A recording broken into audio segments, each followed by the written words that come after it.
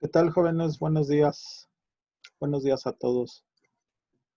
Pues hoy traje una presentación sobre el tema de suelos, porque yo creo entender que ya terminamos el tema por completo de rocas metamórficas.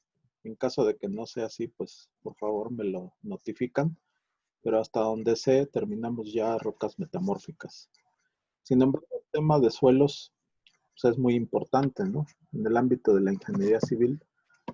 eh, Todavía se siguen construyendo aquí en el Valle de México, por ejemplo, en suelos de naturaleza lacustre.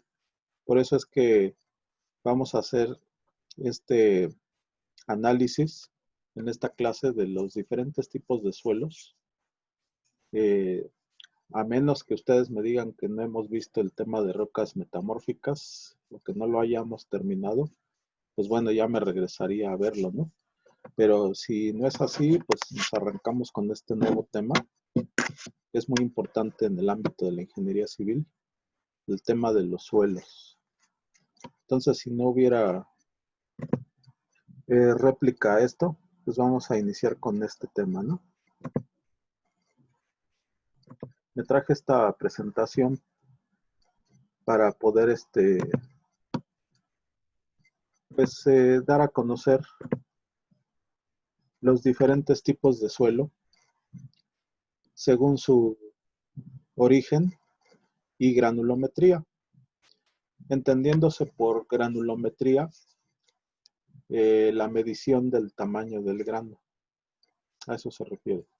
Entonces, los suelos se van a dividir normalmente por origen y por el tamaño de los sedimentos que lo constituyen. Entonces vamos a entrarle, ¿vale? Aquí tengo una figura esquemática muy ilustrativa de lo que sucede en nuestro Valle de México. Piensen ustedes que este es un corte transversal de nuestra Ciudad de México, partiendo desde las montañas que están a la izquierda, ¿sí? Y como toda nuestra cuenca está rodeada por montañas de naturaleza volcánica, todos los depósitos que hay al centro del valle, pues son depósitos lacustres. Particularmente en nuestra Ciudad de México, acuérdense que se asentó en un gran lago, el gran lago de Tenochtitlán, ¿sí? Entonces, esta figura me pareció acertada traerla para dar la clase, porque vean que en la parte izquierda tengo la roca originaria y hacia el centro tengo ya depósitos producto del desgaste, de la erosión, del transporte, ¿verdad? Que sufren estos sedimentos y que van a parar hacia una cuenca. En este caso, vean que esa delgada capa ahí de color amarillo, pues sería prácticamente en perspectiva, a escala, el lugar donde se asienta nuestra Ciudad de México. Entonces vean que todos los suelos que están allí, pues fueron transportados, ¿sí? Producto de la disgregación de las rocas por diferentes agentes que vamos a ver. Vean que en la parte superior de la figura dice acción ambiental, también conocida como meteorización y también conocida como intemperismo. Son palabras sinónimas, ¿no? Entre sí. Entonces, vean que el intemperismo puede ser de tipo físico, cuando son cambios de temperatura, cambios térmicos, o la acción del agua y el hielo, que conjuntamente pues hacen que literalmente las rocas se vayan fracturando y disgregando. El intemperismo químico, por otro lado, sí hace que se cambie la química de los minerales y puede producir hidratación, disolución u oxidación, en el caso de los minerales ferromagnésicos, ¿verdad? Disolución para el caso del agua carbónica que disuelve pues minerales de carbonato de calcio, y la hidratación pues, es la incorporación de la molécula del agua en algunos minerales. Por otro lado tenemos la acción del intemperismo biológico o meteorización biológica, como quieran llamarlo, son sinónimos entre sí. Este intemperismo biológico pues realmente es una actividad bacteriana que produce putrefacción, pero también las raíces de las plantas. Acuérdense que las raíces de plantas y árboles pueden fracturar cualquier, pues cualquier roca, ¿no? Incluso en el Valle de México es común encontrar banquetas totalmente despedazadas por la acción de las raíces de un árbol, o incluso si tienes en colindancia con tu casa un árbol, pues también te puede incluso fracturar tus muros, ¿no? Entonces, bueno, esta es la acción biológica, ¿no? Todos estos, ¿qué van a generar? Sedimentos, ¿verdad? Son fragmentos de roca cada vez más finos. Y entonces esta disgregación de estas rocas que están a la izquierda de esta figura, pues van a sufrir un transporte, ¿sí? Una erosión y un transporte a través de ¿qué? Del agua, del viento y de la acción conjunta con la gravedad. Vean que los sedimentos gruesos están cerca de la montaña y que los finos están ubicados en esta pequeña cuenca. Tal es el caso de nuestra Ciudad de México, que se asienta en suelos lacustres, ¿verdad? Con mucho contenido de agua y que pues esto hace que se amplifiquen las ondas sísmicas aquí, mayormente porque genera como una especie de gelatina, ¿no? Bueno, así las cosas para generar un suelo, pero vamos a ver los mecanismos de formación, ¿verdad? Entonces, el proceso de formación de los suelos aquí está ilustrado en 5 etapas. Vean que en la primera etapa tengo a la roca madre, es decir, la roca desde donde se va a originar un suelo. La roca en sí va a ser progenitora de un suelo. ¿Se dan cuenta? Entonces, en la etapa número 2, ¿qué tenemos? La acción mecánica, es decir, los cambios de temperatura, el hielo que se instala en las fracturas y que todo esto hace que se disgregue, se fracture la roca. La acción química o también llamado intemperismo químico, pues es el causado por el agua, ¿sí?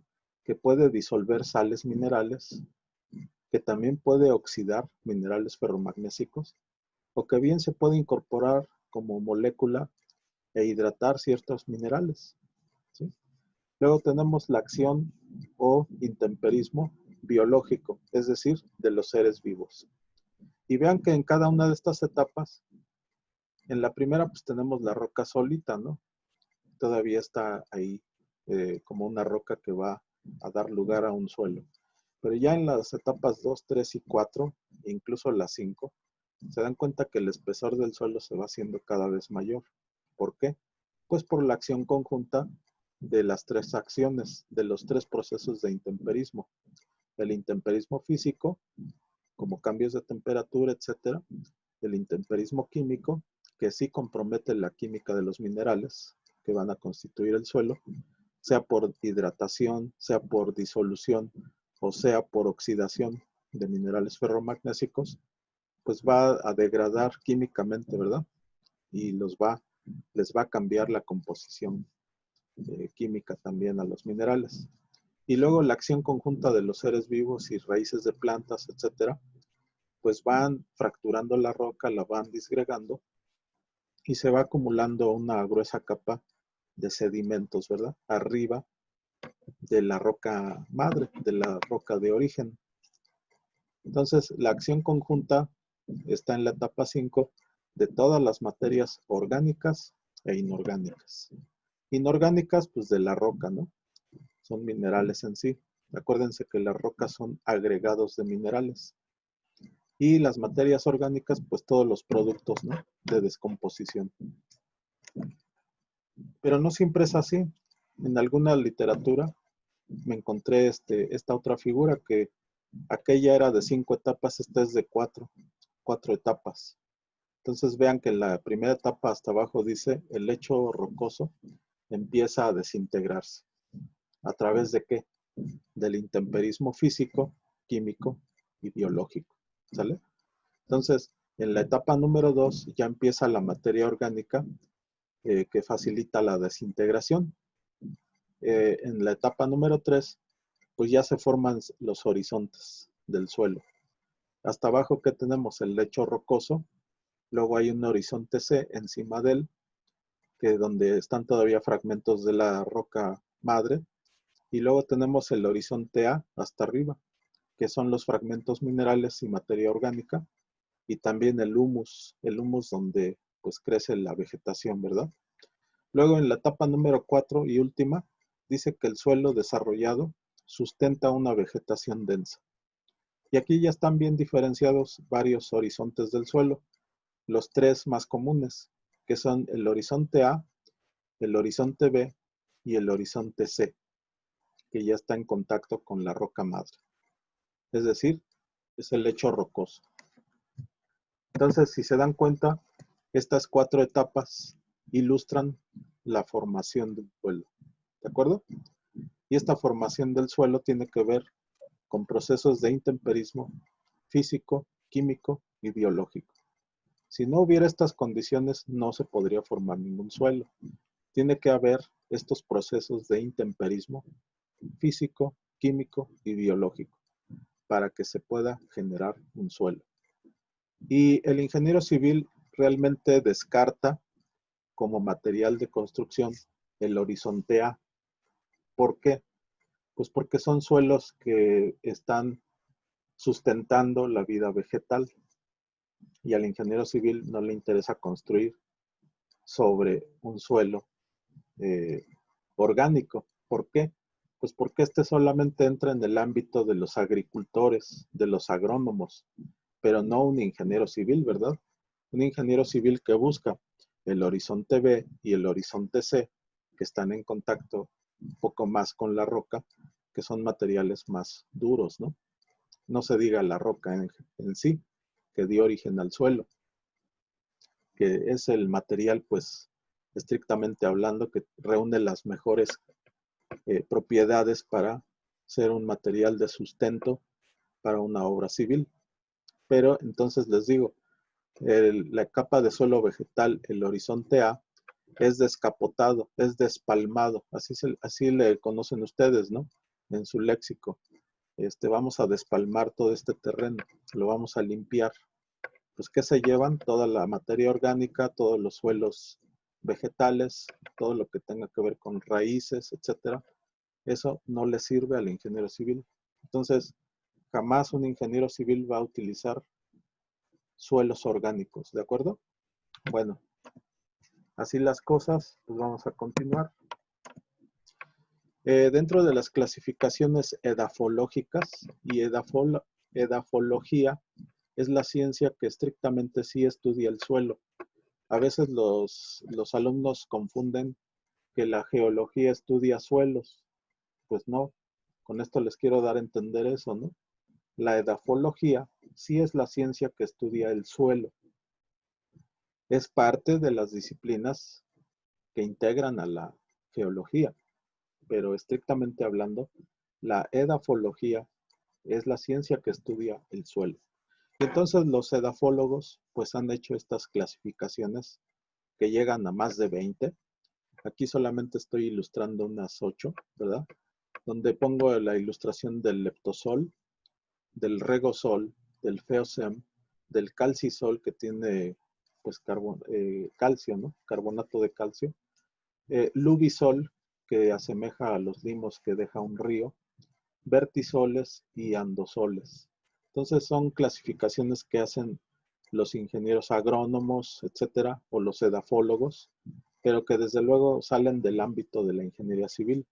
Solo es ilustrativo, porque realmente esta carta de suelos está disponible en INEGI. Si ustedes se meten a la página de INEGI y dicen, quiero ver los tipos de suelo en México, pues te da una cartografía como esta, ¿no?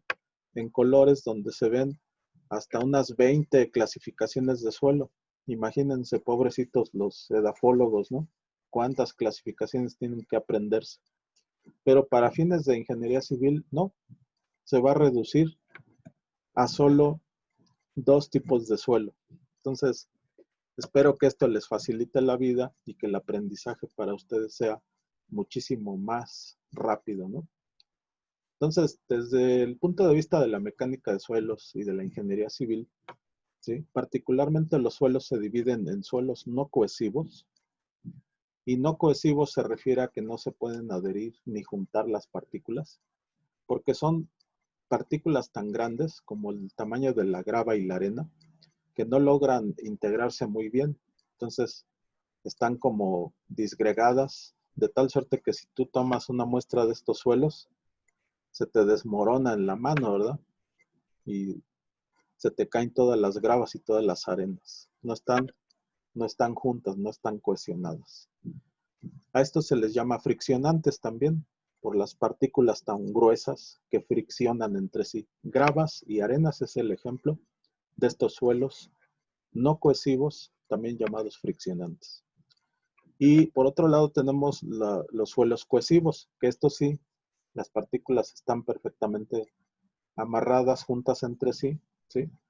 Y estas tienden a juntarse por la interacción del agua con la partícula. Son suelos plásticos además. Si ustedes toman una porción de suelo arcilloso o limoso, se van a dar cuenta y no me dejarán mentir que estos suelos sí son remoldeables. Parecen una plastilina. Puedes formar la figura que tú quieras, bolita, ¿sí? O remoldearlo. ¿Por qué? Pues porque tienen un contenido de agua tal y el tamaño de las partículas es tan pequeñito que puedes remoldearlos. Son suelos plásticos. Si yo les pregunto en un examen, ¿qué tipos de clasificación de suelo desde el punto de vista de la ingeniería civil o de la mecánica de suelos existen? Dos. No cohesivos, llamados también friccionantes, que se constituyen por gravas y arenas y que no tienen un comportamiento plástico.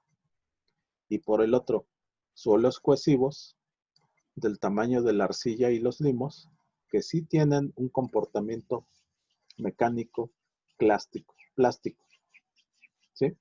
Los puedes remoldear. Puedes hacer la figura que tú quieras o una bolita, ¿verdad?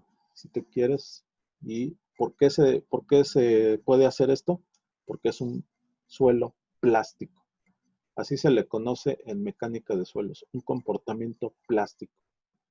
Sí, por no decir como plastilina, ¿no? Pero la palabra estrictamente hablando, nunca digan esto de plastilina, esto es una analogía muy burda, pero bueno, es comportamiento mecánico plástico para los cohesivos. Para los no cohesivos o friccionantes, pónganle una flechota roja, no plástico.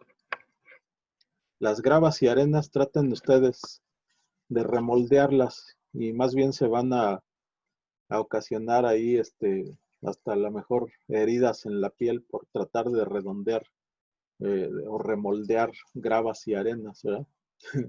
Ni lo van a poder hacer y se van a fregar las manos. Son friccionantes.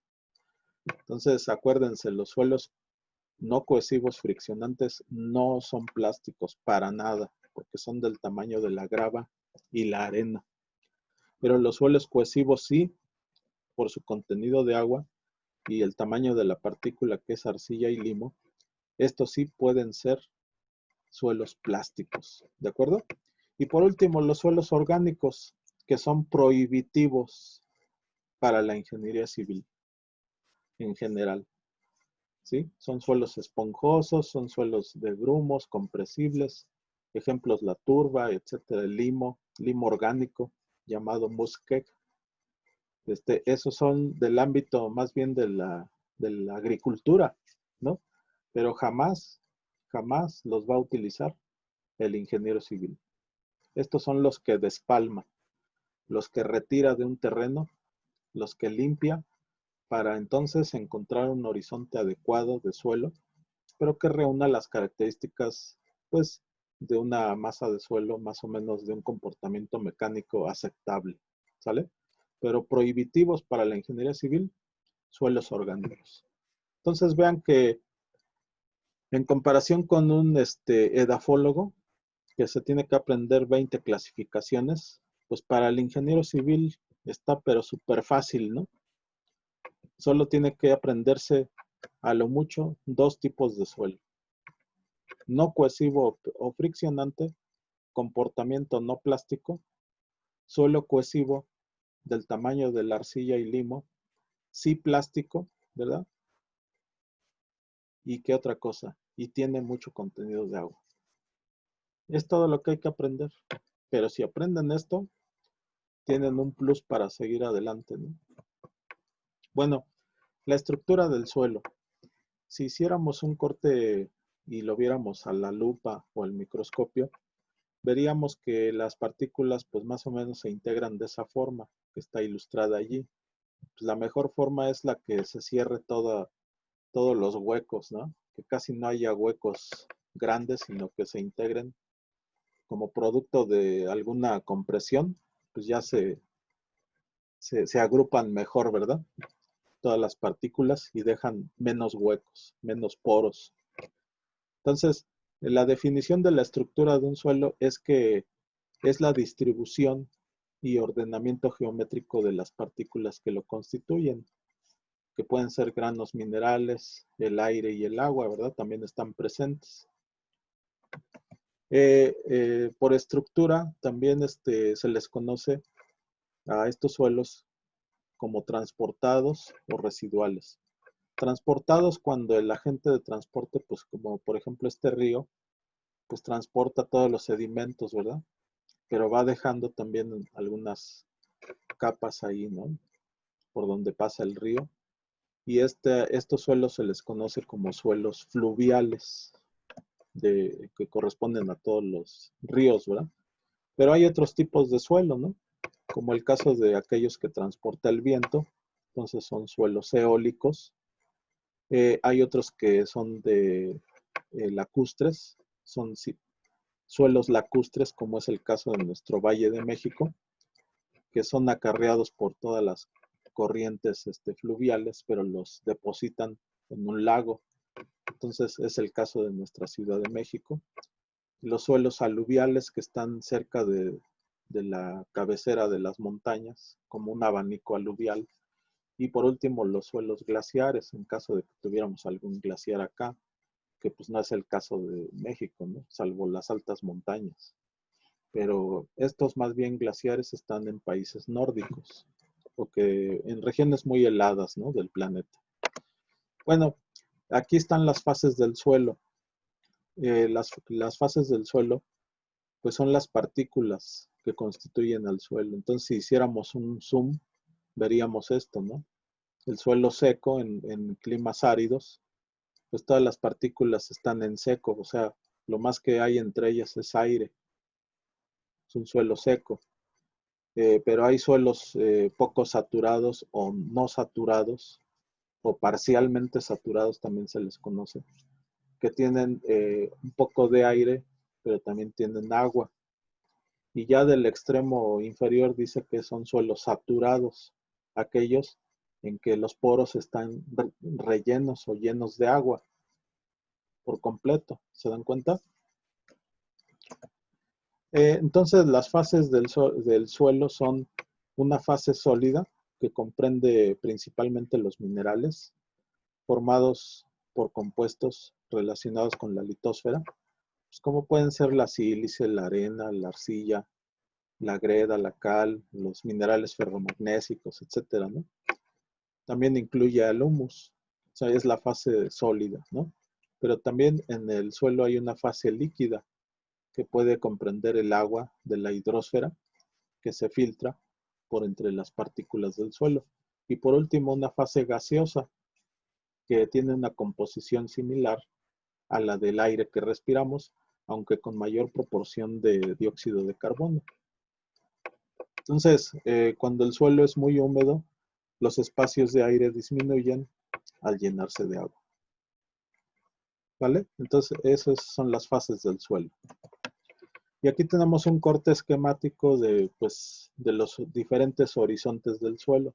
Vean que hasta arriba está la materia orgánica o humus, que pues son los suelos que retira totalmente el ingeniero civil. También el mantillo, que es el horizonte A.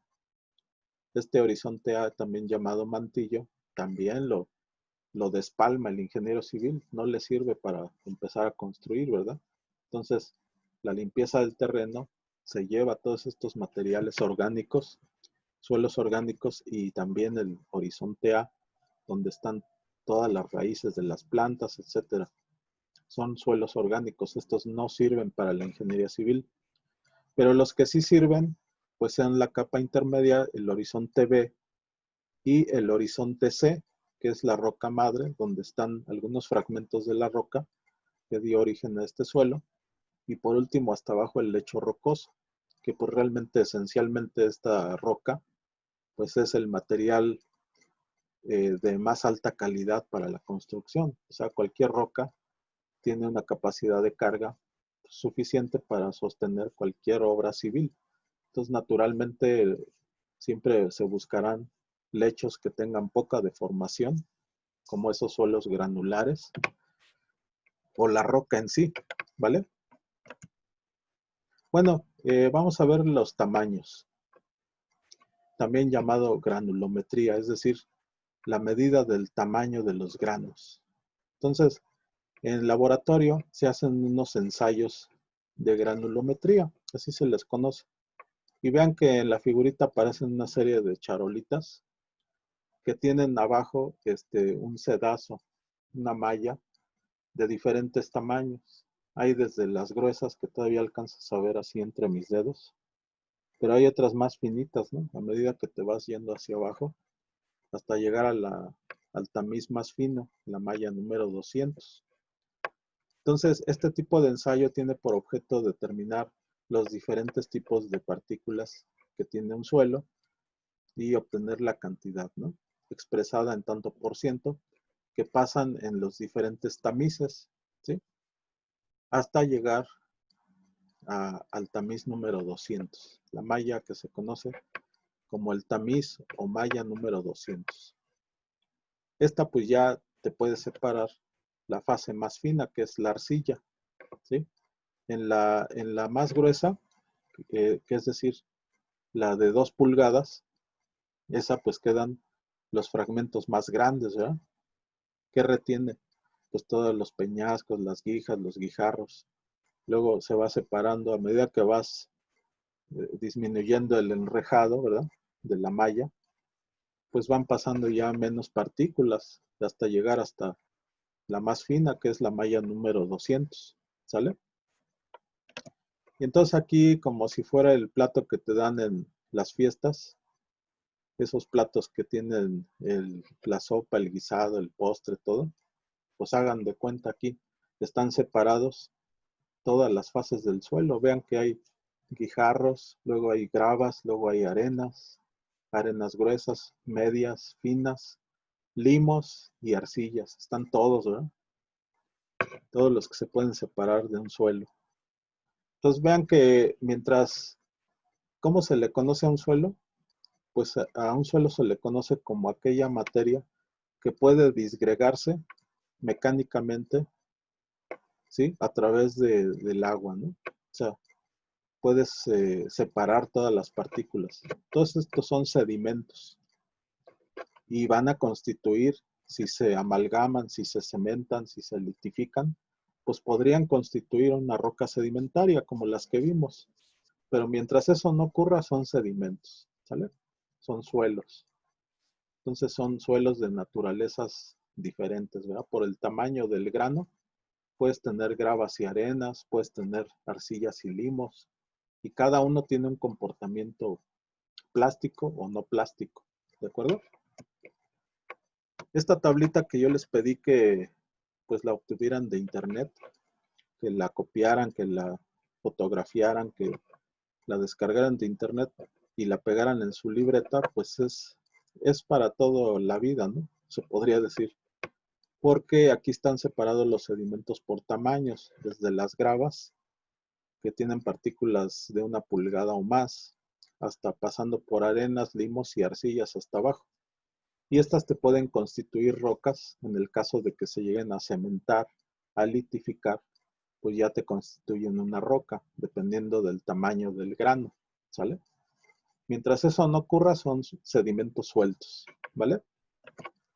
Bueno, y si tú llevas una muestra de suelo al laboratorio de mecánica de suelos, te darían una gráfica como esta, que se conoce como gráfica o curva granulométrica. Entonces, te lo dan en papel, ¿cómo le llaman? Logarítmico, ¿sí? O semilogarítmico. Y este ejercicio se hace en laboratorio. Lástima que no podemos visitar uno ahorita, pero si estuviéramos en presencial, pues los llevaría a hacer esta práctica, donde pues obtendrían una curva como esta, donde hay una distribución por tamaños, ¿no? Entonces te pueden dar el rango de cuántas gravas, tanto por ciento de gravas, de arenas, de limos y de arcillas. E incluso un buen laboratorista te diría, tu muestra de suelo corresponde a una arena limosa o a una arcilla limosa, ¿no? O a un limo arcilloso, o a una grava bien graduada, o grava pobremente graduada, etcétera. Y te daría una gráfica como estas, ¿no? A veces va para un lado o a veces es para el otro. Si la proporción de arcilla es mayor que el de gravas, entonces la curva va al revés, ¿no?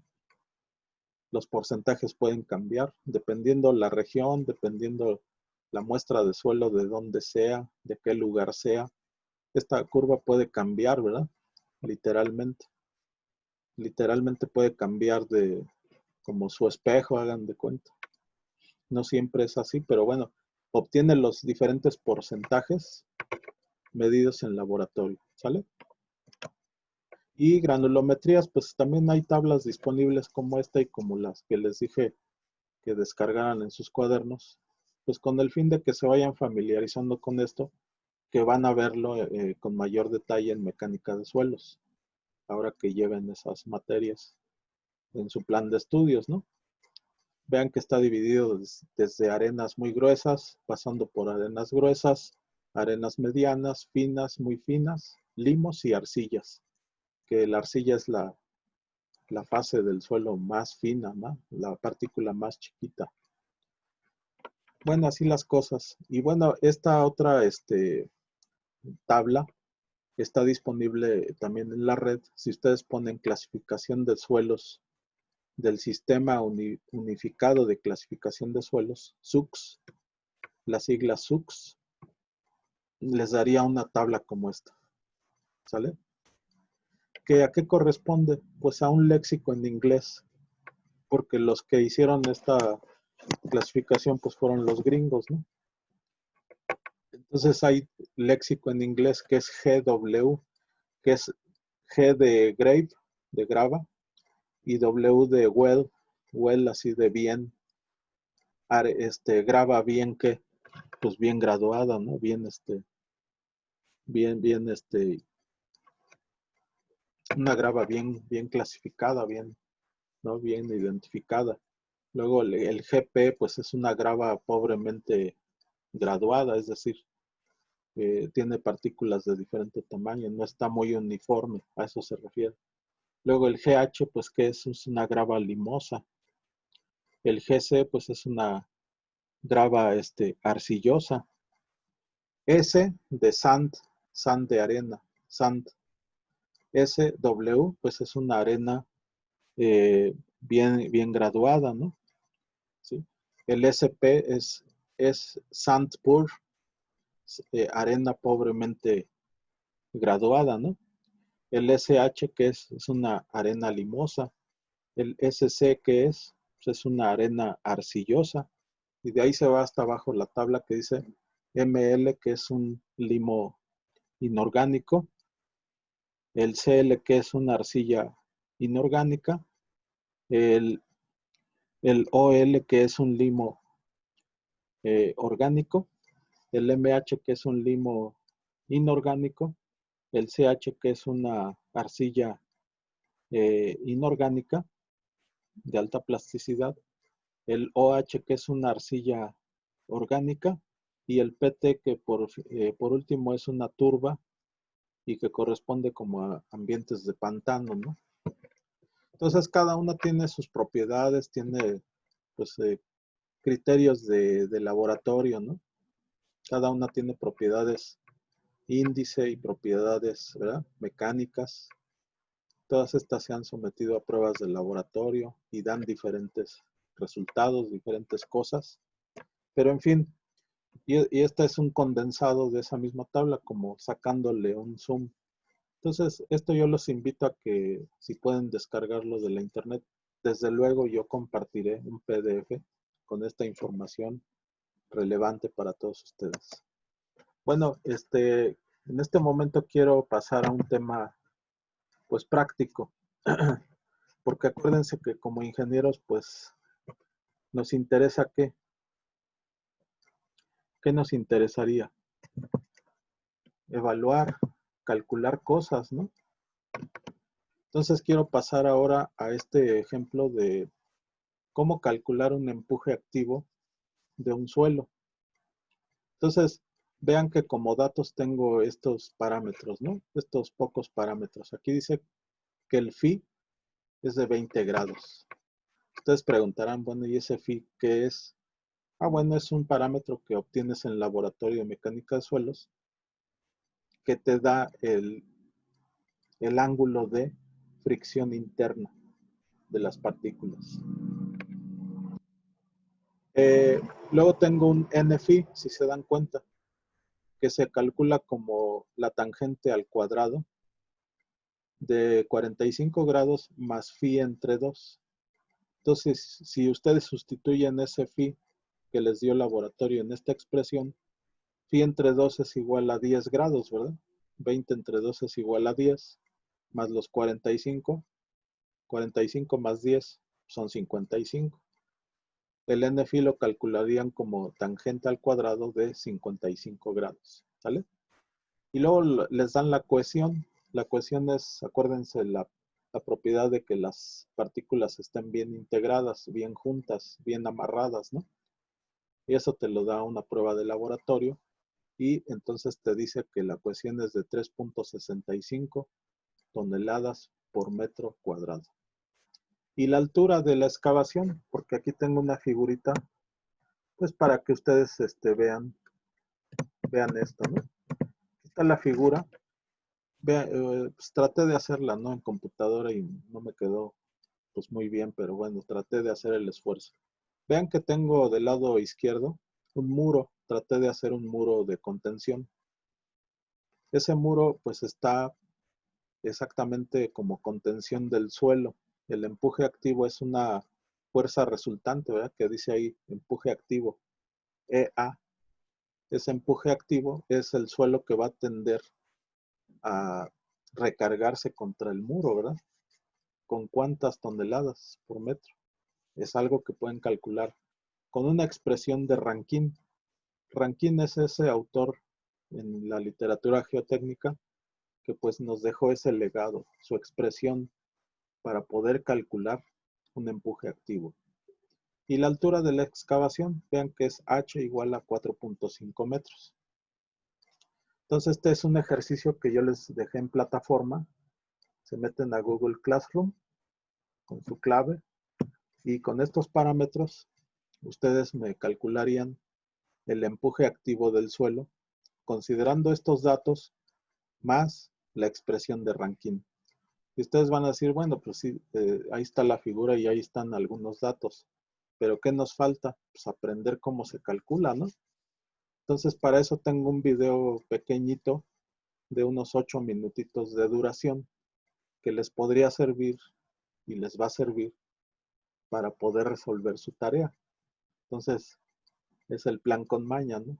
Les encargo que se metan también al canal de YouTube Geologizando con Ingeniero Miguel y vean el video correspondiente al cálculo del empuje activo. ¿De acuerdo, jóvenes? Y esta tarea ya está, pues, considerada en la plataforma Google Classroom para que la desarrollen y me la entreguen la próxima clase.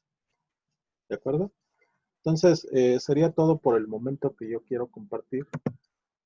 Desde luego, ahora me interesa, pues, saber sus múltiples dudas que seguramente van a existir alrededor de este tema, de los suelos. Pues, adelante, jóvenes, lo que ustedes necesiten que aclaremos aquí, adelante, ¿no? Cualquier duda, cualquier situación, comentario, pues aquí. Profe, el proceso esto de los suelos, o sea, ¿cuánto tarda? Supongo que es bastante tiempo, ¿no? Así es. Las etapas para que se vaya a formar un suelo, pues pueden corresponder sensiblemente desde que la partícula salió desde la montaña hasta que se llevó a un lugar de depósito, pues bien pueden tardar varios años, ¿verdad? Se ha calculado que incluso para que ya luego el suelo ya quede ahí como un depósito, pues puede acumularse en varios cientos, si no es que miles de años, ¿no? Como es el caso de los suelos lacustres de la Ciudad de México. ¿Alguien más que guste preguntar algo? Yo, profe, aproximadamente, Adelante. ¿cuál sería la profundidad de cada uno de los horizontes? ¿O eso va a depender del tipo de roca, su formación? Muy bien, muy buena pregunta. Su compañero realmente hace una buena pregunta porque los horizontes no es que tengan una medida estándar. Los horizontes del suelo sí, efectivamente, van a depender de la composición de la roca, ¿sí? Del proceso que originó la acumulación, porque algunos son producto de la acumulación de algún mecanismo de transporte que los llevó hasta allí, los suelos transportados. Entonces, esos son diferentes a los suelos residuales que quedan como capitas encima de la roca de origen, ¿sí? Que se acumularon ahí en el lugar sin ser transportados. Entonces, va a depender de eso, ¿no? De qué tanta acumulación de materia trajo algún agente como el aire, el viento, ¿sí? El hielo, en fin. Entonces, va a depender de eso, ¿no? Los espesores. ¿Alguien Es, más que, sí, que guste preguntar algo también sobre el tema de suelos? Profe, también hay otra de los suelos gaseosos, no alcanzo a visualizar cómo es eso. ¿Suelos qué, perdón? Gaseosos. Ah, no, No. esa es una fase del suelo. Qué bueno que lo preguntas. Para que no entremos en confusiones, las fases del suelo son la sólida, que son las partículas, la líquida, en caso de que sea rellenada los huecos por agua, pero los huecos pueden ser de un suelo seco, que solamente tengan aire o vapor de agua o dióxido de carbono, ¿sí? Entonces, a eso me refería como Profe, fase Ya. gaseosa. entonces Sí, adelante. ahí dice que, o sea, el suelo seco puede estar en fase sólida, De hecho, pues líquida o gaseosa. no, el suelo seco me refería a aquellos suelos que están en ambientes desérticos, un decir, ¿no? Son aquellos que nada más tienen las partículas, a lo mejor nada más llenas de aire. Entre ellas no hay nada de agua por el efecto de la temperatura, ¿no? Que evapora todo el agua, ¿no? Entonces, a eso me refería, que hay suelos que dependiendo del clima, pues pueden tener mucha humedad o nada de humedad. A eso me refería. Entonces las bases del suelo englobarían desde, o sea, sería seco, no saturado, suelo saturado y aparte también sería la fase sólida. No, para no confundir, una cosa es la estructura del suelo, las fases que lo forman, que bien pueden ser las tres o solamente la fase sólida, un decir, pero naturalmente todas las partículas tienen que tener alguna porosidad, es decir, huecos entre ellas, y que bien pueden estar rellenas de agua o de aire nada más, en estado seco. Pero entonces, una cosa es las fases del suelo, sólida, líquida y gaseosa, y otra, su estructura, ¿no? Ok. Sí. ¿Alguien más que guste preguntar algo sobre el tema? O de otros, incluso, no Profe, yo tengo importa. una duda. Adelante. ¿Cuáles son las pruebas mínimas necesarias que se le debe de hacer al suelo para poder efectuar una construcción? Muy buena pregunta. El laboratorio de mecánica de suelos casi siempre te va a dar una clasificación atendiendo a su granulometría, atendiendo a alguna prueba mecánica que tú le solicites al laboratorio. Por ejemplo, puedes solicitar una prueba de compresión. ¿Cuánto aguanta la compresión? o cuánto aguanta, por decir, al esfuerzo cortante, ¿no? Entonces, dependiendo de lo que tú busques como ingeniero civil, pues tú le puedes programar las pruebas al laboratorio. Tú le puedes decir, quiero una prueba completa de esta muestra, ¿sí? Entonces ahí te va 1 kilo de muestra o te envía un cubo de muestra, ¿sí? Porque hay pruebas estándar en laboratorio. Entonces, dependiendo de tus intereses, si tú quieres conocer más allá de que te digan el nombre del suelo y qué granulometría tiene, pero si te interesa saber una propiedad mecánica a la compresión o al esfuerzo cortante, te la puede dar un laboratorio. Entonces, las mínimas requeridas para una obra civil, dependiendo la magnitud de la obra, pues sí serían pruebas a la compresión, pruebas del contenido de agua, de la granulometría, etcétera. ¿Sí? Gracias. ¿Alguien más que guste preguntar algo de este o otro tema? Profe, más o menos cuánto sería el costo de esas pruebas. Pues fíjate, es una buena pregunta, pues esto varía en el mercado, pero por ejemplo, yo he visto pruebas de mecánica de suelos del orden de unos 800 pesos, ¿sí? Pero hay laboratorios certificados y no certificados, o sea, dependiendo también, hay de todo, ¿no? Obviamente el ingeniero civil para, pues, tener mejor contenido, mejores datos, pues siempre es conveniente irse con laboratorios certificados en mecánica de suelos.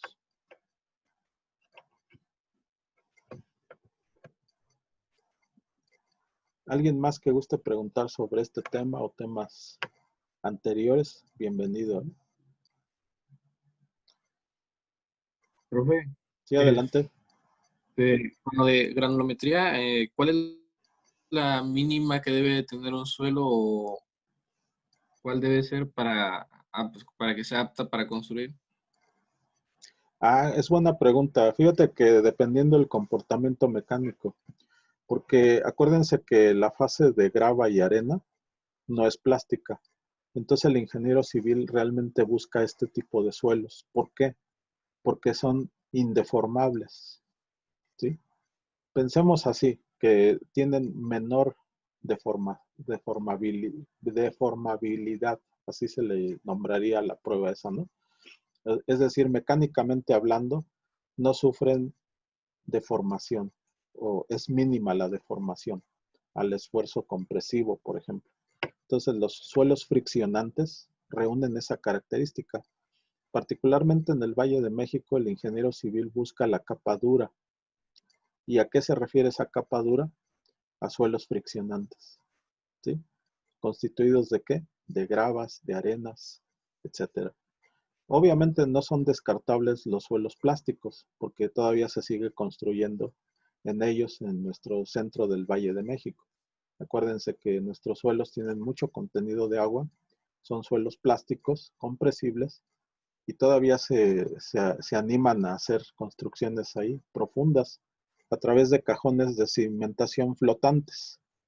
Flotantes me refiero a que, como es tal el contenido de agua, pareciera que fuera una cimentación que flota en el sustrato del suelo con mucho contenido de agua. Entonces son suelos compresibles, plásticos, y donde se puede combinar ese cajón de cimentación con pilotes de fricción que se vayan hundiendo gradualmente conforme al asentamiento regional. Pero claro, son temas un poquito más avanzados en el ámbito de la mecánica del suelo. Entonces, me gustaría preguntarle, por ejemplo, a Ortega Hernández, ¿sí? ¿Sí me escuchas? Sí, profesor. Me gustaría preguntarte si entendiste las dos clasificaciones importantes en mecánica de suelos, las dos principales. ¿Cuáles son las clasificaciones de suelo que vimos Las aquí? clasificaciones de Ajá, suelo. Los no cohesivos y cohesivos. exactamente. Como no cohesivos, ¿qué entiendes? ¿Qué partículas lo integrarían? ¿Qué tamaño de partícula? Pues las partículas que son muy grandes, ¿no? O sea, que Exactamente, no pueden juntarse ni adherirse.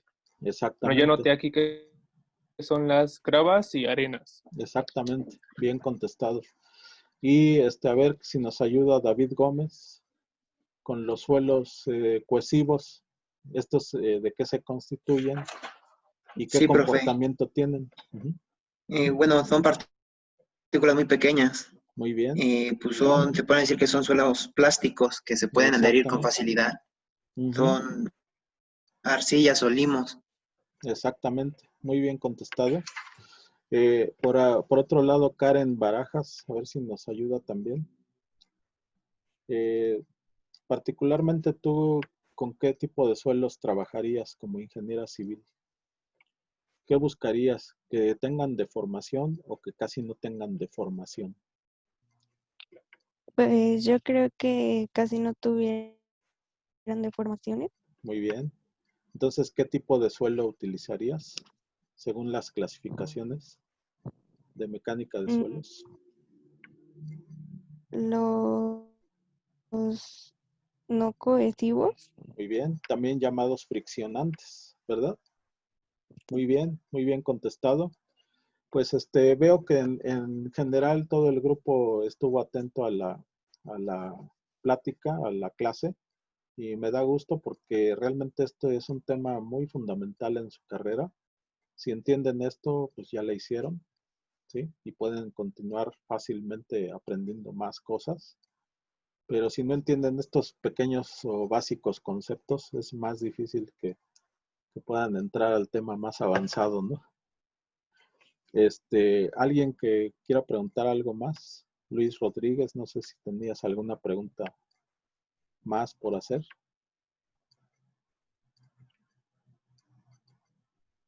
Como que vi que te animaste, Luis Rodríguez, como a preguntar algo.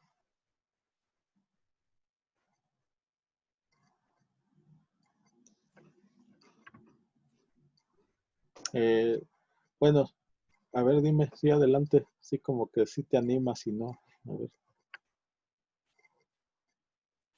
ver. No, profe, es que estaba fallando mi Ok, ok. audio. Se prendió Pero, solo. ¿no tienes alguna duda sobre este tema? ¿No? ¿Todo bien? Muy bien. Sí. Ok, pues entonces por favor los invito a que se metan a la plataforma, al Google Classroom, y vean la tarea que ya está allí, agendada para que la entreguen el próximo lunes. Es correspondiente al empuje del suelo contra el muro, ¿no? Entonces, utilizando la expresión de Rankine, este geotecnista del siglo antepasado, ¿verdad? Que nos legó esta expresión y que nos facilita la vida, ¿verdad? Para poder calcular cosas. Entonces, yo creo que esa es la parte práctica de esto, ¿no?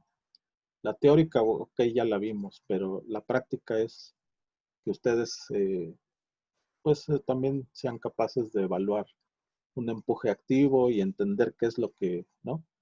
Qué es lo que es este concepto del empuje activo. Entonces, ya está la figura, los parámetros. Por favor, se meten a ver el video en YouTube, Geologizando con Ingeniero Miguel, donde tengo un video de 8 minutitos que dice cálculo del empuje activo. ¿De acuerdo, jóvenes? Entonces, pues por favor síganse cuidando. Todavía está fuerte la pandemia y nos miramos el próximo martes a la misma hora. ¿De acuerdo, jóvenes? Gracias, profe. Hasta luego. Cuídense Hasta luego, mucho, profesor. que estén Hasta luego, bien. profe. No se olviden de su tarea, porfa.